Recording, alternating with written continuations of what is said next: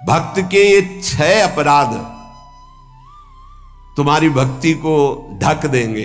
पहला, किसी भी महात्मा के वास निरूपण पर जो हम निंदा करने लगते हैं, हमारी सामर्थ्य नहीं कि हम क्या जाने वो कैसे रह रहे हैं। महाप्रभु चैतन्य देव एक दिन कीर्तन में बहुत उल्लसित होकर उन महापुरुष का नाम ले रहे थे, बार बार नाम उच्चारण कर रहे थे।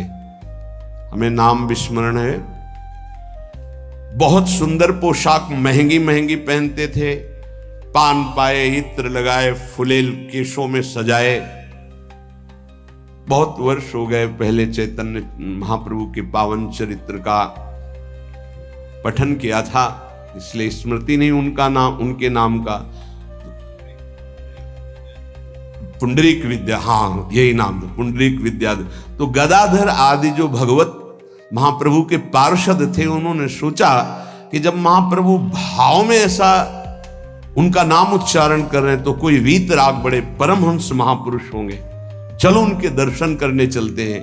तो पता चला कि अमुक जगह वो आए हुए हैं। वहां तो देखा बहुत सुंदर पलंग, दुग्ध फेन जैसा, ऊपर से गद्दे के ऊपर चद्दर और गिरदा लगे हुए हैं, और केस जो फुलेल से ऐसे सुगंध आ रही है। पान खाए तो गदाधर जी के मन में आया कि इतना विलासितापूर्ण जीवन और ये भगवत भक्त हो सकते हैं।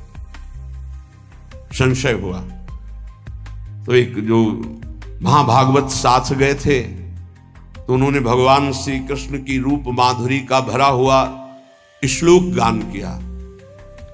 जे ही श्लोक सुना हुंकार मारी, और धूल धूसरी हा कृष्ण। और वो सब जो अब उनकी समझ में आया कि अरे महाप्रभु जो बोल रहे थे परम सत्य, वो प्रेम के अष्ट सात्विक भाव संवरण होना मुश्किल हो गया। अश्रुधारा नाक बह रही, धूल धूसरी थी।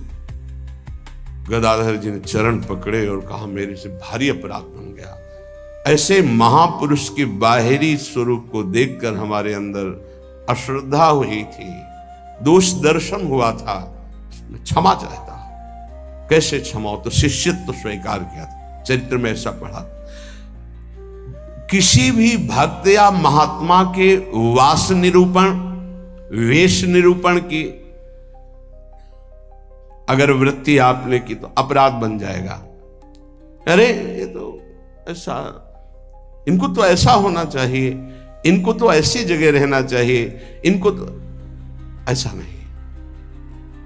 कुछ महापुरुषों की स्थिति होती है, कुछ तो उस स्थिति का दंभ करते, कुछ स्थिति होती है। हम क्या जाने कौन स्थिति में कौन दंभ कर रहा है। जिनके वचन श्रवण से, दर्शन से, संभाषण से हमारे हृदय में भागवतिक परमाणु उदय होते हैं, उन महापुरुषों के चरणों की वंदना उनकी वाह स्थिति पे नहीं देखते। हो सकता है सोने चांदी के सिंहासन पर बैठे हो, छत्र हो, चंवर डुल रहा हो, और स्थिति ब्रह्माकार है, स्थिति भगवदाकार है, कैसे पता चलेगा? परशुराम जो आचार्य जी थे,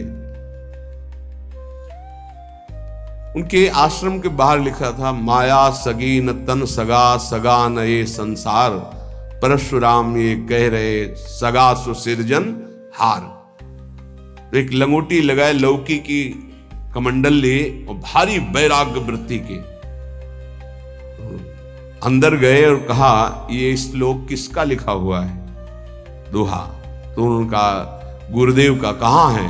तो गए, देखे गिरदा लगा हुआ, छत्र लगे हुए परशुराम देवाचार्य जी महाराज। तो उनका महाराज आपका श्लोक लिखा हुआ है? बोले हाँ। तो बोले केवल लिखा हुआ है या है आप में? क्योंकि उनको गर्व था कि मैं लंगोटी लगाए लौकी का, और ये तो वैभव संपन्न महात्मा है। तो बोले लिखा है माया सगी न तन सगा, सगा न ये संसार।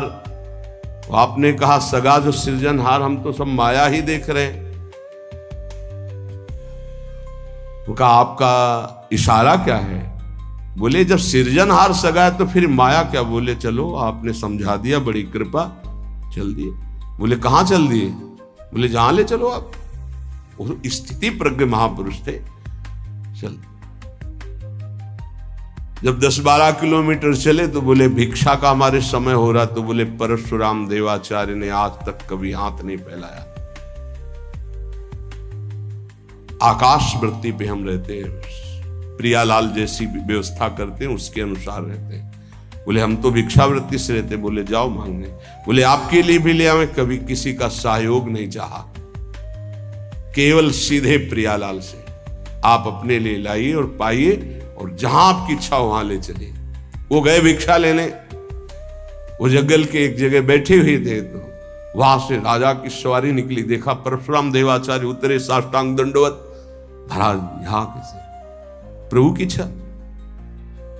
बड़े सौभाग्य कि हम तो भगवान की असीम कृपा मानते हैं कि आपके दर्शन। हमारी इच्छा है कि हम कुछ राजभोग तैयार करवाते हैं, जैसी हरि की इच्छा।